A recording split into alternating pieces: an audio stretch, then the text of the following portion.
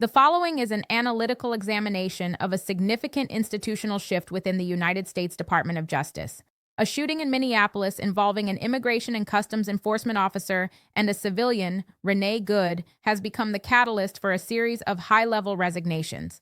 12 officials, including 6 federal prosecutors and 6 division leaders, have departed the agency. At the center of this transition is Harmeet Dillon, the Assistant Attorney General for the Civil Rights Division. As Harmeet Dillon implements a policy that prioritizes a move away from what Harmeet Dillon terms woke ideology, questions arise regarding the enforcement of federal civil rights statutes.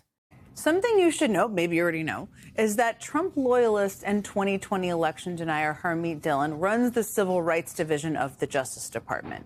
Back in April, Dillon described her new role this way, quote, "The job here is to enforce the federal civil rights laws, not woke ideology." This analysis explores the divergence between traditional departmental protocols and the current directives issued under the administration of Donald Trump. The stability and predictability of federal legal institutions are fundamental to the American system of governance. When the internal operations of the Department of Justice undergo a sudden and visible transformation, it warrants a calm and evidence-based investigation. We are currently witnessing such a transformation within the Civil Rights Division. The recent death of Renee Goode in Minneapolis has exposed a deep rift between the career legal professionals of the Justice Department and the political leadership appointed by Donald Trump. Harmeet Dillon currently runs the Civil Rights Division. The role held by Harmeet Dillon is one of the most consequential in the federal government. Traditionally, the Civil Rights Division is the entity responsible for investigating suspected abuse or the improper use of force by law enforcement against civilians. One of the things that the Civil Rights Division does is it makes sure that police misconduct, that excessive use of force, is addressed, is investigated, is prosecuted. This includes federal agents, such as officers from Immigration and Customs Enforcement. However, in the case of the shooting of Renee Goode, Harmeet Dillon has refused to conduct a proper investigation into the incident.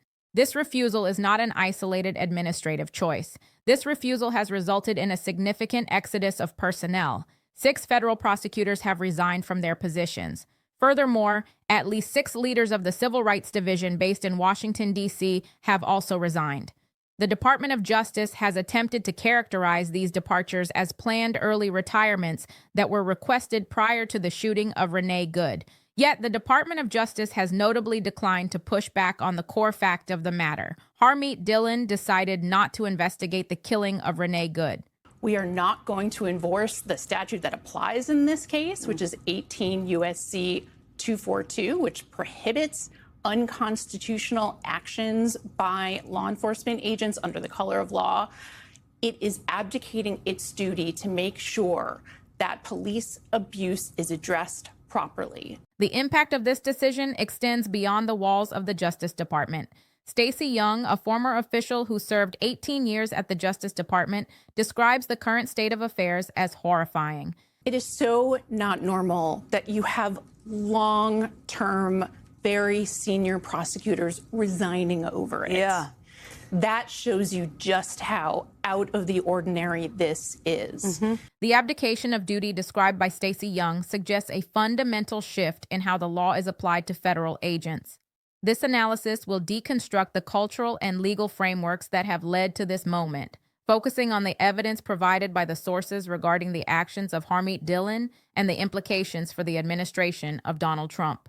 The language used by political leaders often serves as a blueprint for institutional change. In April, Harmeet Dillon provided a specific and pointed definition of the new mission for the Civil Rights Division. Harmeet Dillon stated that the job of the division is to enforce federal civil rights laws, not woke ideology. This phrase, not woke ideology, is a critical cultural marker. It suggests that the previous enforcement of civil rights law was somehow tainted by external social agendas. By framing the mission of Harmeet Dillon in opposition to this ideology, Harmeet Dillon has positioned the Department of Justice as a corrective force. However, the media deconstruction of this shift reveals a conflict over what constitutes the law versus what constitutes ideology. For Harmeet Dillon, declining to investigate the death of Renee Goode appears to fall under the category of avoiding woke ideology. For career prosecutors and experts like Stacey Young, investigating the shooting of a civilian by a federal agent is not a matter of ideology. It is the core mandate of the Civil Rights Division. When you go after the victim of a shooting instead of investigating the shooting itself, when we know what happened, we all saw the video. We saw how horrific that was. The tension here is between two competing narratives. The official narrative from the Justice Department under Donald Trump is one of streamlining and returning to the true enforcement of the law. The counter-narrative, supported by the 12 resignations, is that the Justice Department is ignoring its statutory obligations. The shooting of Renee Goode has become the primary test case for these narratives. When Harmeet Dillon chooses not to investigate a situation where an officer fired 3 shots at a civilian, the cultural interpretation of the law undergoes a shift. According to Stacey Young, it is not normal for senior prosecutors to resign en masse over a single decision.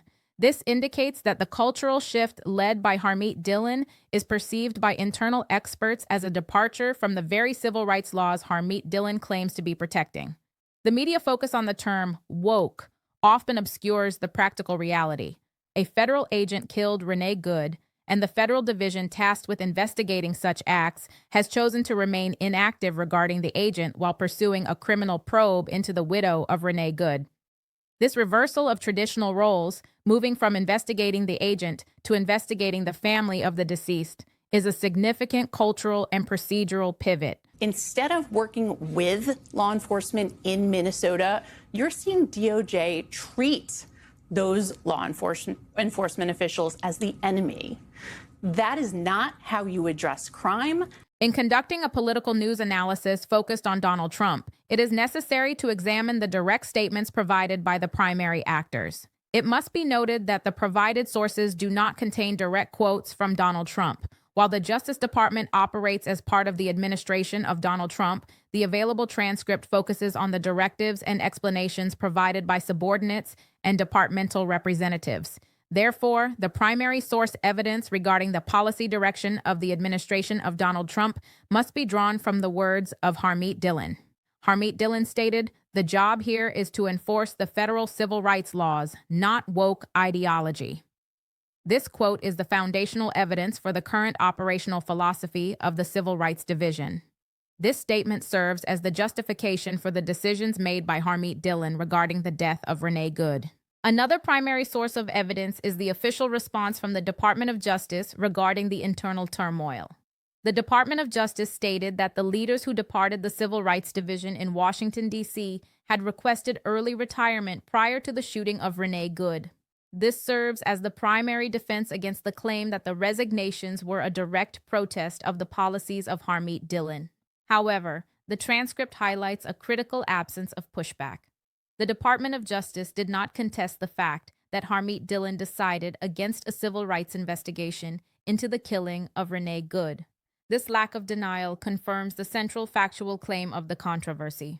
The testimony of Stacey Young also serves as a primary source of expert observation. Stacey Young described the refusal to investigate as an abdication of duty. Stacey Young pointed out that the division is telling career prosecutors that the Justice Department will not enforce 18 U.S.C. 242 in the case of Renee Goode. These primary sources collectively paint a picture of a Justice Department that is making deliberate choices to narrow the scope of its civil rights enforcement. The intersection of law, power, and reality provides the clearest view of the current state of the Justice Department. The law in question is 18 U.S.C. 242. This federal statute prohibits unconstitutional actions by law enforcement agents taken under the color of law. This law is the primary tool used by the Civil Rights Division to address police misconduct and the excessive use of force. In the reality of the Minneapolis incident, an ICE officer fired 3 shots, resulting in the death of Renee Goode. There is a video of this event, which has been described as horrific.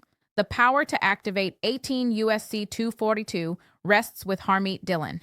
As the Assistant Attorney General, Harmeet Dillon has the authority to decide which cases the federal government will pursue. In this instance, the power of the office is being used to decline an investigation. Stacey Young notes that the Civil Rights Division is effectively telling its prosecutors that the law does not apply to this specific case. This creates a stark reality where the victim, Renee Goode, and the family of Renee Goode are left without federal recourse.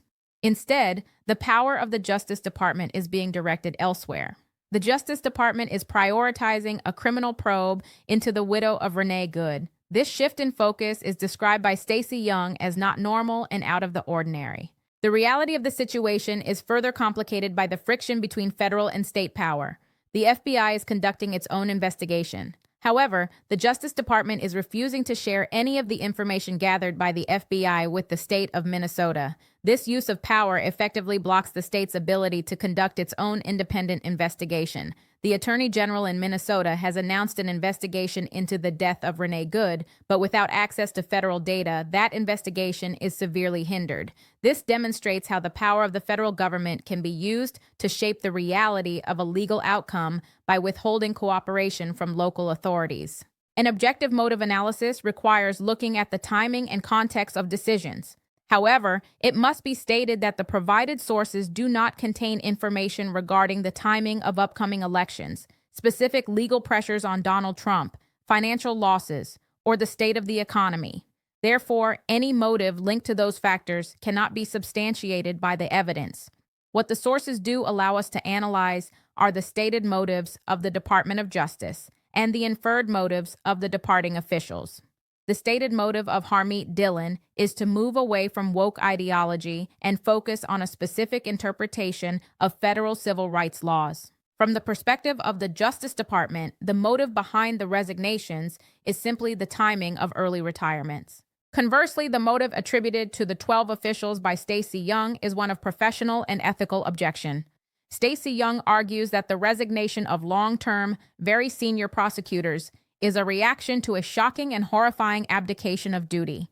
The motive for the Justice Department's focus on the widow of Renee Goode remains a point of uncertainty. The sources do not provide a clear legal or strategic reason why the Department of Justice is prioritizing a probe into a grieving family member rather than the officer who fired the shots.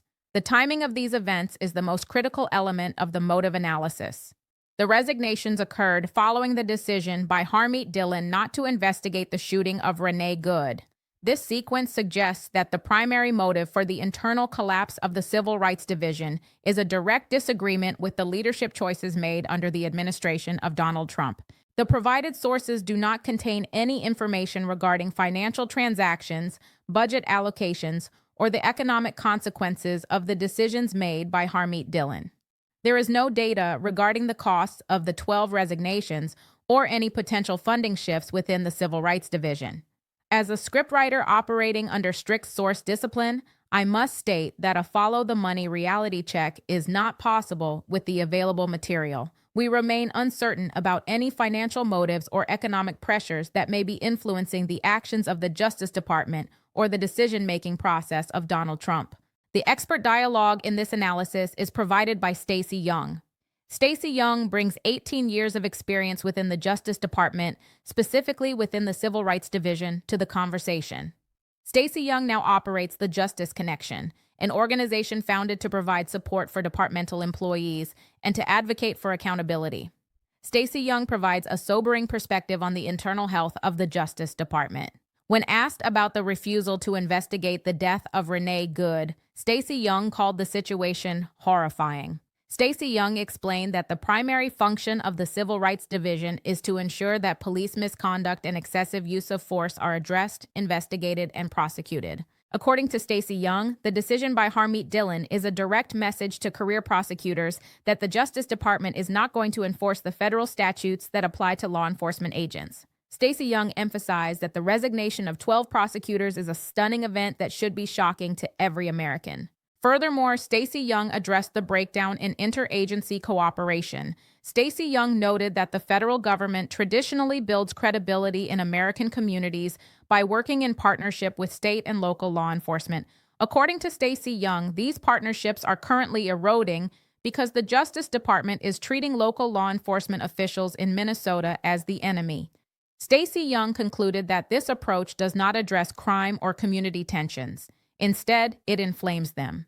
The expertise of Stacey Young highlights a systemic failure in the current management of the Civil Rights Division under the administration of Donald Trump. Legal realism focuses on the practical application and consequences of the law in the real world. In the case of the Renee Goode shooting, the legal realism is defined by a lack of transparency and a disruption of the justice process, while the law, 18 U.S.C. 242, exists to protect civilians from unconstitutional actions by federal agents. The refusal of Harmeet Dillon to apply this law in Minneapolis has created a legal vacuum. The practical reality is that the state of Minnesota is being blocked by the federal government. The Attorney General of Minnesota is attempting to conduct an independent investigation, but the Justice Department is refusing to share FBI information. Stacey Young explains that this makes it a lot harder for state and local officials to pursue the investigation because the federal government is pushing them out of the way. This is a significant departure from the norm. Legal realism in the United States usually involves a partnership between federal and state authorities. When that partnership is replaced by hostility, the ability of the legal system to function is compromised. The realism of the current situation is that the Department of Justice is using its weight to prevent state-level accountability for the death of Renee Goode. Furthermore, the decision to prioritize a criminal probe into the widow of Renee Goode demonstrates a tactical shift in how legal resources are deployed. Instead of investigating the use of force, the legal machinery is being used against the family of the victim. This creates a legal environment where the focus is shifted away from the actions of federal agents and toward the civilians they interact with. This reality reflects the policy direction of Harmeet Dillon and the broader administration of Donald Trump. The performance of an institution is often measured by the results of its stated goals. Harmeet Dillon stated that the goal of the Civil Rights Division is to enforce federal civil rights laws and move away from ideology. However, the outcome of this policy in the case of Renee Goode is a refusal to investigate a clear use of force that resulted in a death. The performance of the Justice Department under Donald Trump can also be measured by the stability of its workforce. The loss of 12 senior officials and prosecutors is an outcome that suggests a significant internal rejection of the current leadership. Stacey Young notes that these are long-term, very senior prosecutors. Their departure is a tangible outcome of the decisions made by Harmeet Dillon. Another outcome is the escalation of community tensions in Minneapolis. Stacey Young argues that the current approach of the Justice Department is not addressing these tensions, but is instead inflaming them. The refusal to cooperate with local law enforcement in Minnesota is a performance choice that has resulted in a loss of credibility for the federal government in that community. The promise of a more focused enforcement of the law has resulted in what Stacey Young describes as a horrifying abdication of duty. The outcome of the decision not to investigate the shooting of Renee Goode is a legal system that appears to be at odds with itself, where the federal division responsible for civil rights is actively avoiding a civil rights investigation. This discrepancy between the stated mission of Harmeet Dillon and the actual results in Minneapolis defines the current state of the Civil Rights Division. The current developments within the Department of Justice indicate a period of profound institutional transformation. The decision by Harmeet Dillon to decline an investigation into the shooting of Renee Goode has not only sparked public debate, but has also decimated the leadership ranks of the Civil Rights Division. 12 officials have chosen to leave their positions, signaling a deep-seated conflict between career legal professionals and the political leadership of the administration of Donald Trump.